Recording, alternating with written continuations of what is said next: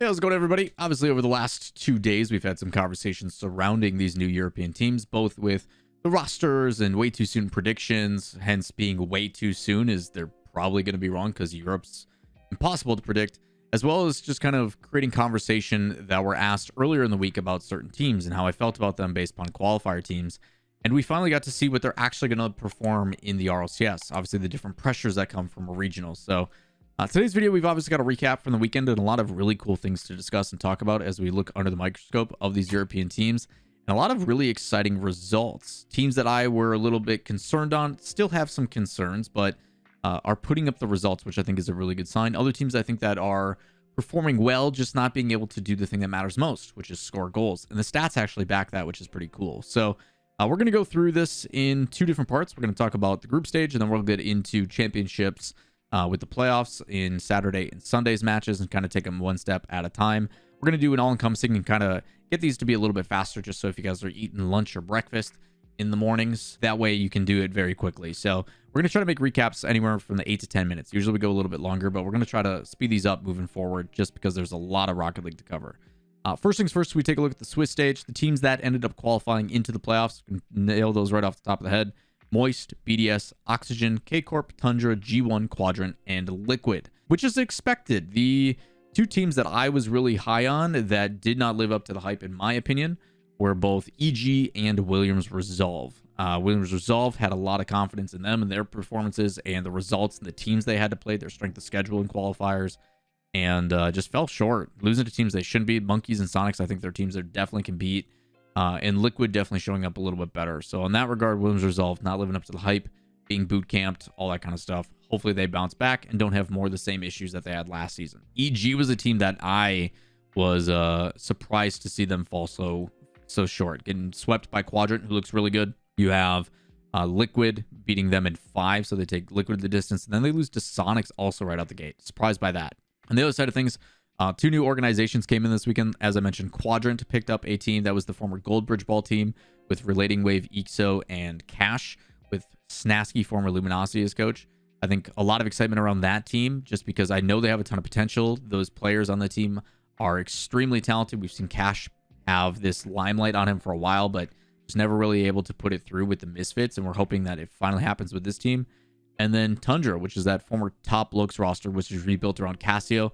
They're bringing Rizix from EG, and then they've got Raziers, who was a rookie last year and has been trying to find a new home after BS Plus. So a lot of potential on that roster, but it is, again, our first look, and things I would say go as expected. I had a couple dark horses or favorites of mine. I think EG definitely should have qualified but didn't, but Algiri ends up upsetting Oxygen, which is everybody's favorite, right out the gate.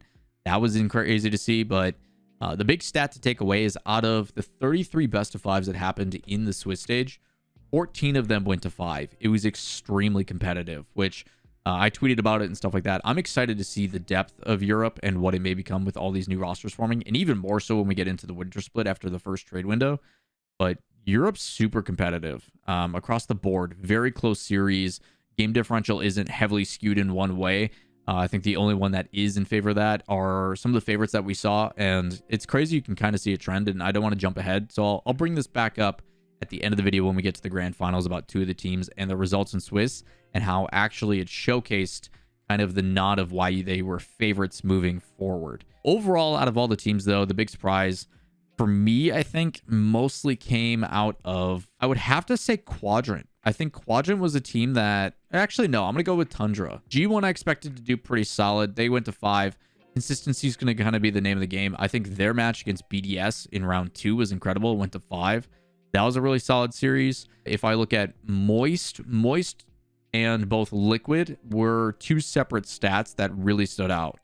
Moist was a team that was scoring a lot of goals and had a lot of efficiency on their offense, while Liquid had a lot of shots but could not put shots away, which was very telling. They both made top 8, which is important because Liquid during qualifiers had some ups and downs, but they qualify last minute. They lose to K-Corp and Oxygen, but they beat EG, Williams Resolve, and Monkeys, all teams that don't qualify. So there were concerns for Liquid coming in of, are they going to be able to continue to progress forward based upon the results that they had in Swiss? But everything else, I would say, Liquid and the rest are kind of tough to predict. EU does have that depth, and they're very talented, but I would say the 8 that made it through, I am not surprised by. All part of that conversation of where they have top 8 potential. I would say that, though, again, the one for me, EG, I'm hoping they bounce back. We'll have to wait and see. But as of right now, if you look at the 8 that made it through to playoffs, I'm not surprised. I'm really not. So other than that, I think just good matches overall. I think Friday's matches during Swiss, super entertaining. If we look at the playoffs, that stat was kind of the narrative for a lot of these matches. Oxygen against G1, which is the ARG team with Mark, Dorito, and Atomic. Oxygen's offense is just absolutely stellar. Mechanical, super aggressive. They shut down plays, but they're also not afraid to slow it down a little bit on defense and provide themselves some space. Very efficient with the way that they play. Oxygen looks incredible. They're living up to the hype. A lot of people about that offseason. During the Chalked cast, we got to hear Rizzo and them talk to Archie about like the offseason and how the team actually came to be, and is very happy that he and Jorius did get to team up again. So that Oxygen team is vibing. They look really good. As long as ours stay up, as long as they remain motivated, which it seems like everybody on that team is super excited for, everything should be good. Also, my camera is still not focused, and it's driving me nuts. Oxygen team looks incredible. G1, I think, is a really exciting one and will be top 8 consistent. They really impressed me this weekend with their playstyle. The one thing to take away from G1, their defense is incredible. Like, scoring on G1 is tough. So the fact that Oxygen put up as many shots as they did is pretty great. But a lot of close games in theirs. There was what, like 4 overtimes in that series? Yeah, 4 overtimes in game 1, in game 4, and then 5 and 6 after the timeout. It was nonstop. So the defense of G1 is a big takeaway from me from them. Oxygen's offense is high flying. Next match was BDS and Quadrant actually wins in 7. They show that the world champs can bleed. Quadrant is also doing a really good job of facilitating on their offense. The high like mechanical skill from Cash on them, there's plenty of highlights that you'll probably see throughout this video of what they're capable of, but they seem relaxed. Like, there's a composure to the team, and normally it's like really panicky. And even though it goes to 7, even though it's super heart-wrenching, the fact that they are clutching up now is the one thing that I wanted to see them tested. And to test that against the previous world champs, a roster that did not change, I will say BDS didn't play as much up to their level, but I do not want to discredit what Quadrant did, because Quadrant played impeccable. So awesome to see them play the way they did, but based upon how things were going, you knew what the semifinal was going to look if Quadrant progressed through. BDS, I think if they had the next day, probably would have put up a better showing, but personally, I think Quadrant, BDS, super close series, all 1-goal games, except for like a couple, but again, a few overtimes. There was no like really heavily one-sided matches. I think a lot of these score lines that show like 4-1 and stuff don't really tell the true narrative, but Quadrant, BDS going the distance. It was awesome to see just Quadrant as a new team coming together, going toe-to-toe against BDS, which is, I think, a good sign. I think Quadrant can get better. As for BDS, I think they are better than what they showed, but even still, I think this is going to be a long season. It's gonna be a grueling fight. So I'm curious to see on how they bounce back, but could have went either way. It was a close series. Up next, K-Corp and Tundra. I think K-Corp was pretty heavily favorited in this one, and despite that, Tundra also puts up a fight. You're talking 2 overtimes that ended off kickoffs. One went in Tundra's favor in game 2. The last one in game 5 went K-Corp, but K-Corp pretty much dominated this game.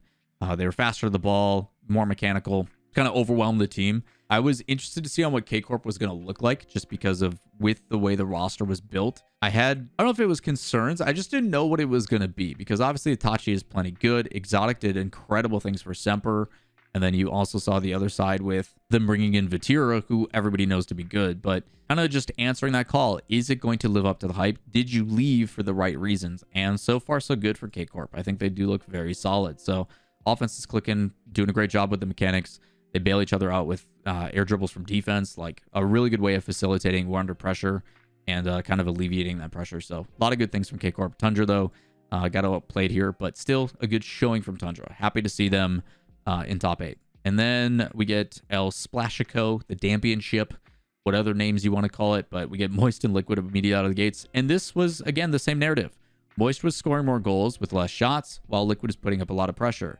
And while I think Liquid is playing better, I do think Moist has kind of found their groove, and it's only going to get better. I talked about in my Q&A video about a question that was asked of me on like last Wednesday, was when we were doing those conversations. And I'm like, while I like Moist and I like what they're doing, there is a couple things that I'm a little bit concerned about with Moist, with some of the double commits that we saw and the overlap between Astral. And those things have been cleaned up. Joyo is taking a very solidified third, and playing defense impeccably, and you are enabling the other two, and it's going quite well.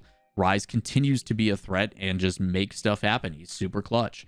So I've been really liking what Moist is putting together. I am saying they're exceeding my expectations so far, and their results are quite solid. As for Liquid, I think Liquid is usually playing better in that match. I think Liquid probably should have won that series, if I'm being honest, but they are having troubles scoring. A lot of times Liquid has looked kind of sloppy. They make up for it with their mechanics, and those things just weren't hitting as much. So I think Liquid, plenty good. Still a ton of talent on the team. I expect them top 8 almost every single time, if not top 4. But I think they beat themselves this time. And that's, again, not to discredit Moist. I think Moist is really clicking and doing things well. But Liquid's gotta put some of those shots away. As for the semifinals, K-Corp just looks like the better, more solidified team when beating Moist. And Oxygen as well. Oxygen looks absolutely dominant. So we do get a grand final that I'm really excited to see, which is K-Corp versus Oxygen. It's a battle, a very exciting one, but Oxygen lives up to the hype. I talked about something that to pay attention to from the Swiss stage. Both Oxygen and K-Corp, highest game differential wins, 7 and 6 plus. And the teams that they're playing to make it in as well. You look at K-Corp, they beat Solary in 5, and then they beat Liquid, BDS, and G1. All teams that qualify. You look at Oxygen, they lose to Aogiri, so they end up dropping down and having to play the 1-1 or the 1-0 teams. They smack the ever-living heck out of Endpoint. They smack Team Liquid, and then Monkeys take 1 game from them. So they go 9-1 after that initial loss, which is the Oxygen I expect. I think Oxygen is a high-flying offense. I think they're super aggressive. I think they are susceptible to some things. But when they are clicking, they're unbeatable, and we saw that. Playoffs, they didn't look like they were making many mistakes, if any at all. They look solidified. The follow-up's always there. They demo well, and they look great. So Oxygen living up to the hype. I really hope they stay the par for the course, and they continue to be as threatening as they are. So I'm absolutely loving Oxygen and what they're doing. It's been an absolutely fantastic thing to see. Tune student predictions, are Moist, this and that. All the questions that we had in the previous videos, again, were conversation pieces to talk. Whether you guys think they're clickbait or not, to me, is irrelevant. It's more so to create a narrative and to draw focus onto what the things could be. And Moist, I think, still has some of those concerns where it's like, I look at them and I say, hey, you guys are playing a lot better than I expected. Astral is fitting in. But there is things that previously, and it seems like they're figuring out the more reps they get in, don't seem to be overlapping as much. Don't seem to be as many double commits. Don't seem to be as much flaws. So it's fun. I think there's a really good like top 5, top 6 in EU right now, and it's only going to get better. So EU is an absolute treat to watch this weekend. I think it was absolutely fantastic. The matches are great. A lot of really identifying factors to some of these teams, but I don't think it's like a 2-horse race anymore. I think there's a lot of really solid teams in Europe, and it's not just BDS. So BDS is going to have to find a way to bounce back. It's really tough to stay at the top and defend your title, and now they get a chance to adjust and try to beat the top dogs, which apparently is Oxygen right now. So Oxygen moving from NA to EU to pick up a team. I'm sure they're feeling pretty happy because I know those boys are getting paid a bag. So good offers for them. Either way, that's going to wrap up for the recap. Always goes a little bit longer than I wanted to, but hopefully you guys have your own thoughts. How did you guys think everybody played? Let me know in the comments down below. Do you think there's still a team like a dark horse like the Williams Resolves and the EGs that'll bounce back? Or is there another team that you got your eyes on? Let me know in the comments. As well, link to the bracket and everything in the description. Highly recommend going back and checking out these teams because some really awesome things that they're doing. EU looks scary. EU looks really scary, and honestly, I'm all for it. Either way, that's going to do it for today's video. As always, recaps and all that kind of stuff. If you guys enjoy them, like, comment, subscribe, all that kind of stuff. We'll see you in the next one.